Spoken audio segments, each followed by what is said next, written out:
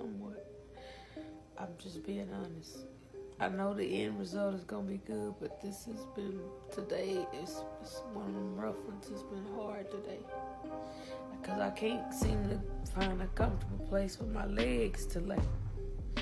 So it's like, ooh, excruciating.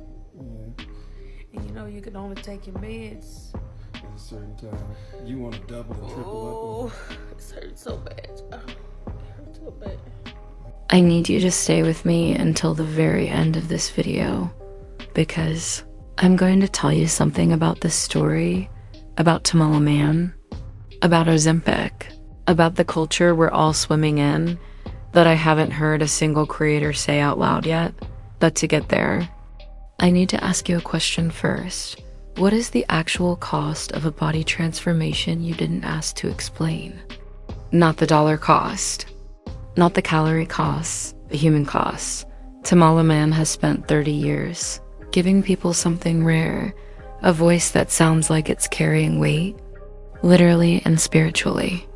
And now, overnight, it seems something looks different.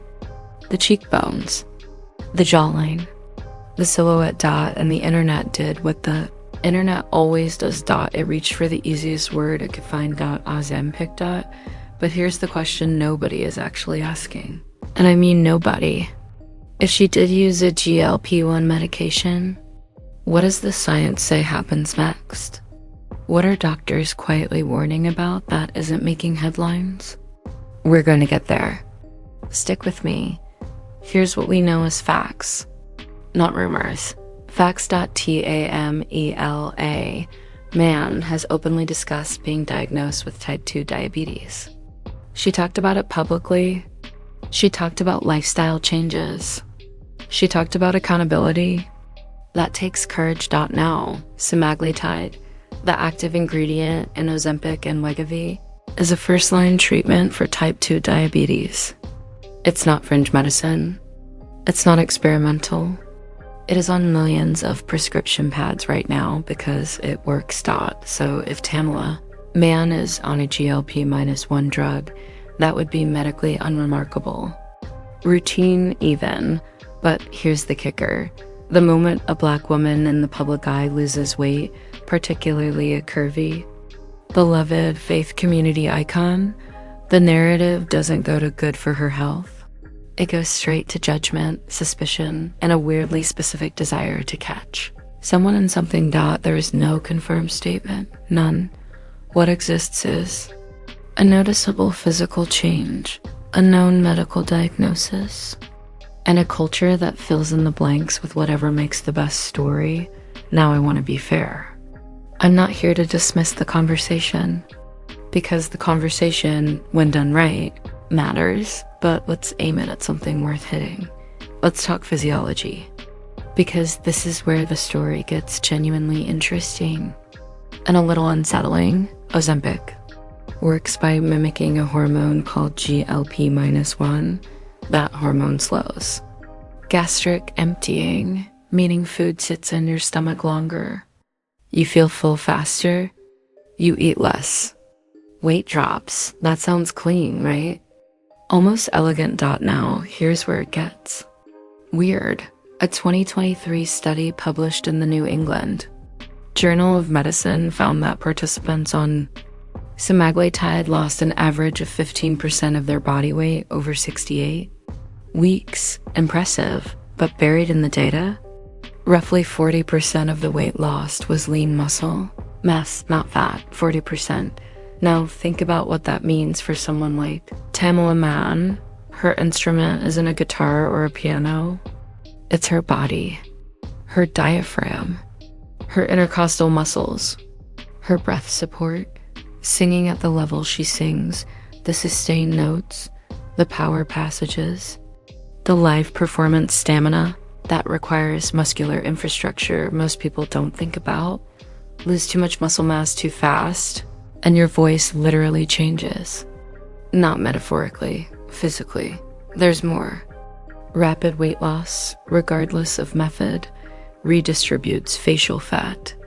The cheeks hollow. The skin loses support. Doctors have started calling it Ozempic face. It's not a cosmetic side effect. It's a physiological response to fat volume loss in the subcutaneous tissue. And none of that means anything went wrong. It means something changed rapidly, which is exactly what fans noticed. I want to stop here because I think we're at risk of doing what every other video about this topic does: zooming in on one's body, completely missing the bigger story. Here's the real question. Why is a Grammy-winning gospel artist, a woman whose ministry is literally about spiritual wholeness, being subjected to the same body surveillance as a reality TV star? Because Ozempic didn't create the pressure that makes people feel like they have to change. Culture did. The entertainment industry did. The comment sections we all scroll through did . And here's the part that's genuinely uncomfortable to sit with. We are all participating in it right now. Every view on a transformation video, every "she looks amazing" paired with the subtext of "finally," every comparison photo. We built the machine that runs on this content. That's not a guilt trip. That's just the honest architecture of what we're all inside. Okay, back to the science, because it gets darker from here. Here's what the medical community is genuinely wrestling with right now. And I want to be precise, because this matters. GLP-1 drugs like semaglutide have a strong safety profile for their approved uses. That's not in dispute. But long-term data on non-diabetic cosmetic use is still emerging. And some of what's coming out is making doctors cautious. The FDA label includes a black box warning about thyroid T-cell tumors based on animal studies. In humans, the risk isn't confirmed, but it's real enough that the warning exists. There are also documented cases of gallbladder disease, pancreatitis, and critically severe rebound weight gain after stopping.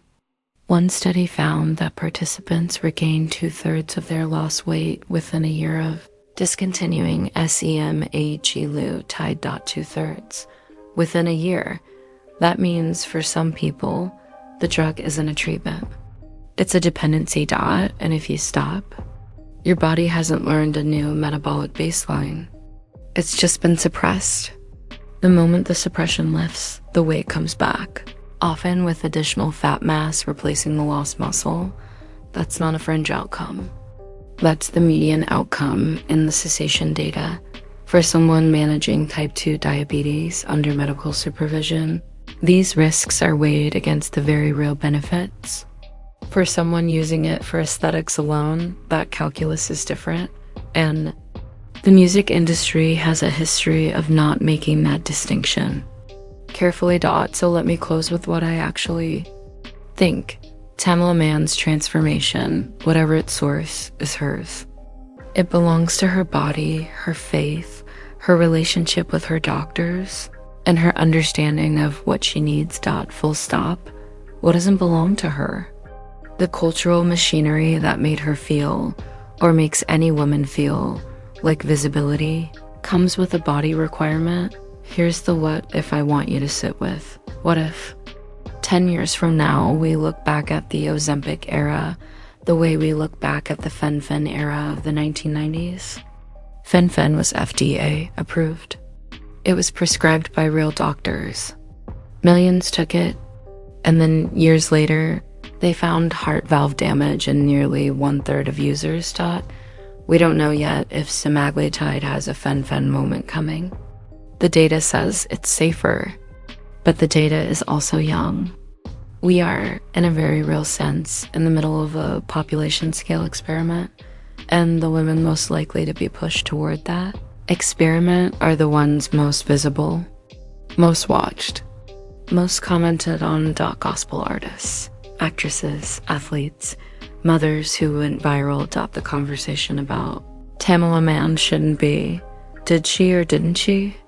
It should be, what kind of world makes a woman with a voice like that feel like her body is the main event? Remember the question I asked you at the beginning? What is the actual cost of a body transformation you didn't ask to explain? Here's the answer I think is true. The cost isn't measured in pounds or injections or side effects stat, it's measured in the energy a person has to spend defending their existence when they should be spending it creating something. Tamela Mann is still singing. Her voice is still carrying rooms full of people into something that feels bigger than the room. That's the story, not the face, not the weight, not the speculation, the voice. That's always been the story. If this video made you think differently about how we talk about women's bodies, especially in faith communities, share it.